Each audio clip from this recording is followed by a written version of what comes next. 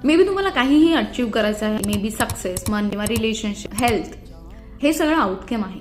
ते अचीव्ह करण्याच्या आधी सगळ्यात मोठी लेअर येते ती तुमची आयडेंटिटी.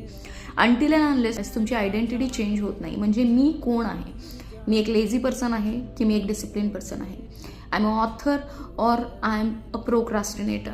जोपर्यंत मी माझी स्वतःची आयडेंटिटी चेंज करत नाही तोपर्यंत मी माझं सक्सेसफुल व्हर्जन बनणार नाही. आपले लिमिट बिलीफ्स हे बनलेले असतात आपल्या थॉट्सवरून.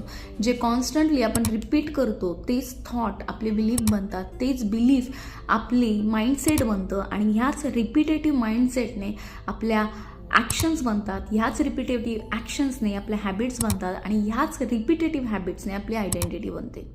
आणि ज्या वेळेला आपली हीच आयडेंटिटी राहते तेच आपलं डिटरमाइन करतं आपलं सक्सेस की अनसक्सेसफुल ग्रोथ किंवा स्टॅग्नंट लाईफ.